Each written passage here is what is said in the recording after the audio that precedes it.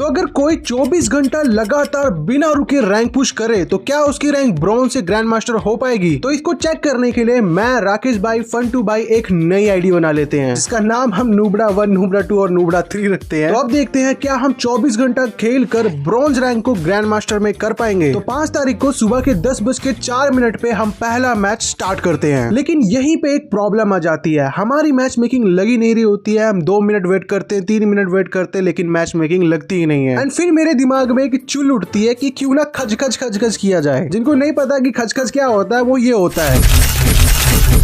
तो ऐसा करने के बाद नो कनेक्शन एरर आने लग गया था। तो मैंने नूबड़ा 2 और नूबड़ा 3 को बोला है कि अगर आपकी मैच मेकिंग हो रही है तो उसे कैंसिल कर दो, क्योंकि मैं रिस्टार्ट करके आ रहा हूँ। एंड रिस्टार्ट करके आने के बाद मैं देखता हूँ कि यहाँ पे फन2 भाई तो आ गए हैं, लेकिन राकेश भाई पता नहीं कैसे प्लेइंग में चले गए हैं। तो डुओ में मैच स्टार्ट भी नहीं हो रहा था। तो मैंने फन2 भाई को बोला कि चलो सोलो खेल के आते हैं। और जैसे ही मैं सोलो में स्टार्ट करता हूँ, एकदम से स्टार्ट हो जाता है और मैं देखता हूँ कि फन2 भाई मेरे साथ आ गए हैं। हम दोनों ने सोलो स्टार्ट किया था, लेकिन एक ही गेम में आ गए। तो हमारी इस आईडी का पहला मैच था। तो सामने वाले एनिमी एकदम ही नूब आते हैं, तो उन्हें हम रुला के मारते हैं, बड़े आराम से ये वाला मैच जीत जाते हैं। फिर उसके बाद राकेश भाई अपने एक ऐसे सब्सक्राइबर को बुलाते हैं जिसकी रैंक बहुत ही कम हो, ताकि हमारी मैच मेकिंग हो पाए। तो हमें शिवम भाई मिलते हैं और इनके रिलेटेड आपको एक मैं बहुत ही इंटरेस्टिंग बात बताने वाला हूँ वीडियो के आखिरी में। तो शिवम के आने के बाद मैच शुरू होने में थोड़ा तो टाइम लगता है, लेकिन मैच शुरू हो जाता है। तो हम सबकी अभी ब्रॉन्ज ही रैंक है, तो सामने वाले एनिमी ऑब्वियसली बहुत ही ज्यादा नूब आने वाले हैं, तो उन्हें तो हम बड़े आराम से मार देते हैं। इसी तरह इस वाले मैच को भी बुया कर लेते हैं। एंड फिर काफी सारे मैचेस इसी तरह जीतने के बाद 11:04 पे मेरी रैंक ब्रॉन्ज से सिल्वर पे आ जाती है। तो पूरा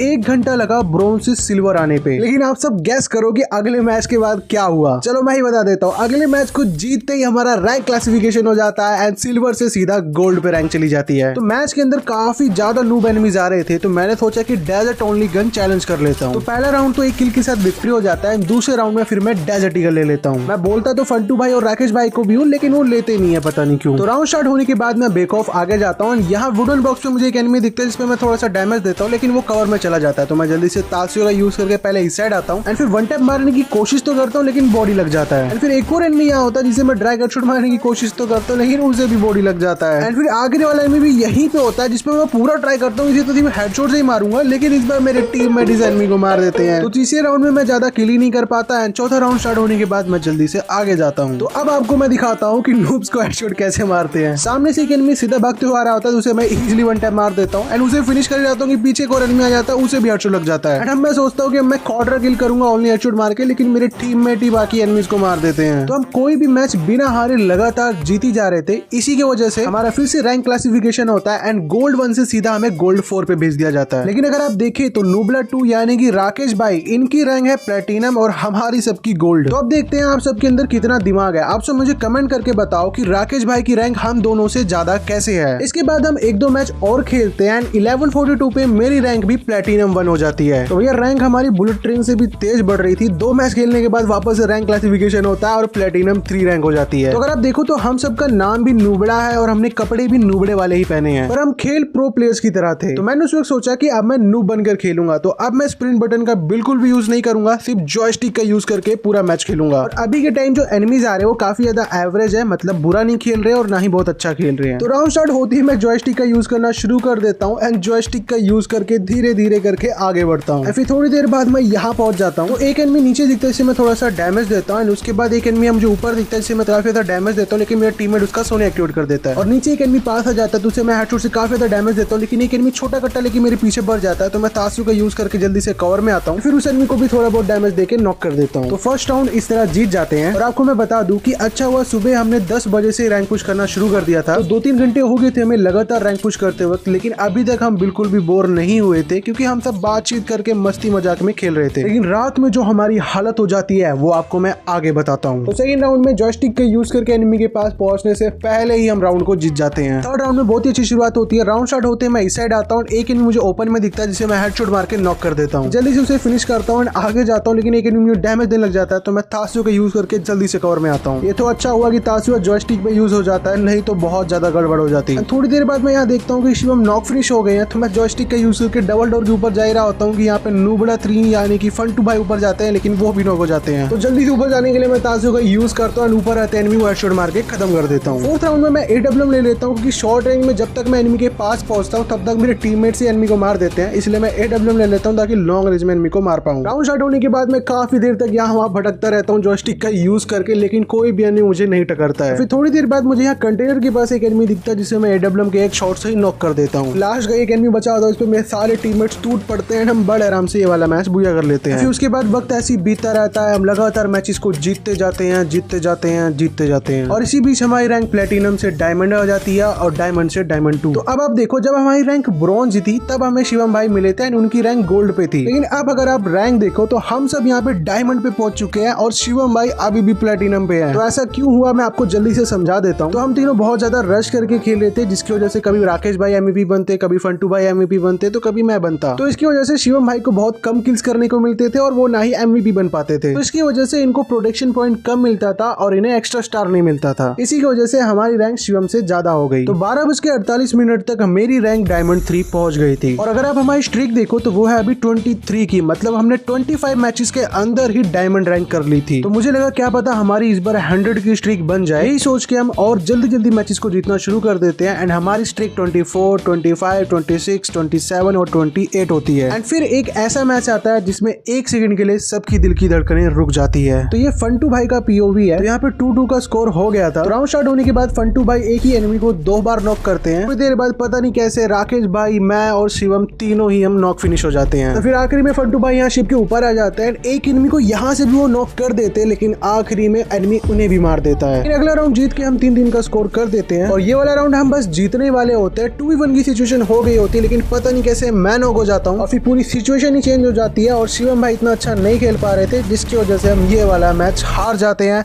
एंड हमारी स्ट्रीक टूट जाती है। लेकिन हम स्ट्रीक बनाने नहीं, रैंक पुश करने आए थे, यही सोच के हम अगला मैच शुरू करते हैं। तो इस मैच में 3-0 का स्कोर ऑलरेडी हो गया था। फिर 4th राउंड स्टार्ट होते ही मैं जल्दी से भाग के ऊपर आता हूँ एंड साइबर मशरूम को तोड़ने के बाद मैं यहाँ ऊपर आता हूँ। मैं तभी देखता हूँ कि एक एनिमी यहाँ ऊपर की साइड आ रहा है, तो जल्दी से भाग के मैं आगे जाता हूँ, इस एनिमी को काफी ज्यादा डैमेज देके नॉक कर देता हूँ। लेकिन तभी नूबड़ा 2 नॉक हो जाते हैं और लूट करके मैं जैसे उठता हूँ मुझे एक एनिमी दिखता है, जिसे मैं AWM से थोड़ा सा डैमेज देता हूँ, उसका सोने एक्टिवेट भी कर देता हूँ, पर वो मुझे नॉक कर देता है। वो तो अच्छा हुआ शिवम भाई साथ में थे तो जल्दी से रिवाइव देते हैं। मैं मेडी मारने से पहले एक ग्रेनेड कुक करके वहाँ फेंक देता हूँ ताकि वो एनिमी रिवाइव होते वापस से नॉक हो जाए। फिर हील कंप्लीट करने के बाद मैं जैसे यहाँ पे पहुंचता हूँ शिवम भाई भी नॉक फिनिश हो जाते हैं। तो अब मुझे 1v2 करना था, लेकिन उससे पहले आप देखो, आपने कभी क्या ये बास्केटबॉल पे जूता लटका हुआ देखा था? तो मुझे पता था सामने वाले एनिमी इतने भी प्रो नहीं है, तो मैं मस्ती में खेल रहा था। एंड तभी मैं देखता हूँ एक एनिमी मेरे पे रश कर रहा है, तो मैं तासु का यूज करके जल्दी से आगे जाता हूँ एंड जैसे ही फायर करता हूँ पता नहीं कैसे हेडशॉट लग जाता है। तो एनिमी को फिनिश करने के बाद लास्ट वाला एनिमी बीसी ग्लूवॉल के पीछे होता है, तो मैं उसको वेट करता हूँ, जैसे ही बाहर निकलता हूँ उसे डैमेज दे देता हूँ। तो मैं सोचता हूँ ये बाहर निकलेगा, निकलता नहीं, तो मैं इसकी ग्लूवॉल तोड़ देता हूँ, लेकिन ये एनिमी गायब हो जाता है। एंड फिर मैं देखता हूँ एनिमी का यहाँ पे हेड दिख रहा होता है, तो मैं जैसे ही एम करता हूँ एनिमी बाहर आता है और पता नहीं कैसे उसे भी हेडशॉट लगता है। ये वाला मैच हम बड़े आराम से बुया कर लेते हैं। एंड फिर इसी तरह हम काफी सारे मैचेस लगातार और जीतते हैं और ठीक 2:08 पे मेरी रैंक डायमंड 4 से हीरोइक हो जाती है। तो सिर्फ 4 घंटे के अंदर हमने अपनी रैंक ब्रॉन्ज से हीरोइक कर ली थी। तो हीरोइक रैंक करने के बाद काफी अच्छे एनिमीज आने लग जाते हैं, तो उनके साथ काफी सारे मैच हम हार भी जाते हैं, जिसकी वजह से हमारी स्ट्रीक टूट जाती है। लेकिन दोबारा से हम 9 की स्ट्रीक बना लेते हैं और लगभग 7 बजे तक रैंक हीरोइक 24 हो जाती है। एंड फिर बस 1 स्टार चाहिए होता है लाइट हीरोइक करने के लिए, लेकिन हमें खेलते खेलते काफी ज्यादा टाइम हो गया था, जिसकी वजह से हम थोड़ा बहुत बोर फील करने लग गए थे और इसी चक्कर में हम ये वाला मैच हार जाते हैं। वो तो प्रोडक्शन पॉइंट की वजह से रैंक बच जाती है। फिर अगले मैच में भी कुछ ऐसा ही होता है, पहला राउंड हम जीत जाते हैं, फिर दूसरा और तीसरा एनिमी। लेकिन पिछली मैच की तरह इस बार नहीं होने देना था, इसलिए चौथा राउंड हम जीतते हैं और 5वां राउंड एनिमी। एंड फिर अगले राउंड में बहुत ही कमाल की चीज होती है, जैसे मैं यहाँ पे आता हूँ मुझे एनिमी दिखता है, उसे मैं बड़े आराम से नॉक कर देता हूँ। फिर जैसे ही मैं अंदर जाता हूँ एक एनिमी मुझे दिखता है, जिसे मैं थोड़ा सा ही डैमेज देता हूँ, वो भी नॉक हो जाता है। और यहाँ ऊपर आने के बाद जोन में एक एनिमी दिखता है तो उसे मैं नॉक करता हूँ और पीछे एक और एनिमी आ जाता है तो उसे हेडशॉट मार के खत्म करता हूँ और मुझे पता ही नहीं चलता कि मेरा कब क्वाड्रा किल हो जाता है। और शौक तो मैं तब हो गया जब अगले राउंड में राउंड स्टार्ट होते जल्दी से एनिमी को मैं नॉक फिनिश कर देता हूँ और यहाँ टनल में आने के बाद एक एनिमी दिखता है जिसे मैं काफी ज्यादा डैमेज देता हूँ। लेकिन थोड़ी देर बाद ही एनिमी का टीममेट ग्रेनेड कुक करने लग जाता है, तो मैं जल्दी से आगे रश करता हूँ एंड जो एनिमी ग्रेनेड कर रहा होता है उसे सबसे पहले नॉक करता हूँ, उसके बाद वापस पीछे भाग आता हूँ और तभी पीछे से जोन में आना शुरू हो जाता है। तो एनिमीज रश कर देते हैं, लेकिन उनको मैं काफी ज्यादा डैमेज देता हूँ। एक एनिमी को नॉक करने के बाद मैं देखता हूँ कि एक एनिमी यहाँ पे डाउन पड़ा है जो कि रिवाइव होता है, तो मैं उसे खत्म करता हूँ और फिर से क्वाड्रा किल हो जाता है। फिर इसके बाद मेरी रैंक एलीट हीरोइक हो जाती है और इतनी ज्यादा रैंक हो जाने की वजह से सामने वाले एनिमीज भी काफी ज्यादा अच्छे आ रहे थे, तो सारे मैचेस को जीतना काफी ज्यादा मुश्किल हो रहा था, जिसकी वजह से हमें काफी ज्यादा टाइम लग रहा था रैंक पुश करने में। और ऊपर से सुबह से हम गेम खेल रहे थे, तो जिसकी वजह से हम काफी ज्यादा थक भी गए थे, लेकिन फिर भी हम रैंक पुश करते रहते हैं। लगभग 11:30 बजे तक मेरी रैंक हीरोइक 45 हो जाती है और उसके बाद हम सब बहुत ज्यादा थक गए थे। 12 बजे तक राकेश भाई का मास्टर रैंक हो जाता है, बचते हैं सिर्फ मैं और फंटू भाई। तो हम जल्दी से सोने चले जाते हैं और अगले दिन जल्दी उठ के हम रैंक पुश करते हैं और 10 बजे से पहले ही फंटू भाई और मेरा मास्टर रैंक हो जाती है। तो इस तरह हमने सिर्फ 24 घंटे के अंदर ब्रॉन्ज से मास्टर रैंक करी है। तो अब अगर आप चाहते हो कि हम 24 घंटे के अंदर ग्रैंड मास्टर करें, तो आपको बस इतना करना है, आपको इस वीडियो को कुछ लोगों को शेयर कर देना है एंड जल्दी से इस वीडियो पे 10K लाइक्स कंप्लीट कर देना है। 10K लाइक्स होने के बाद 24 घंटे के अंदर आपको हम ग्रैंड मास्टर करके भी दिखाएंगे। कि अगर आप इस वीडियो को अभी तक देख रहे हो तो कमेंट में जाके ग्रैंड मास्टर सून लिख देना, इससे मुझे पता चल जाएगा कि आप में से कौन कौन इस वीडियो को आखिरी तक देख रहे थे।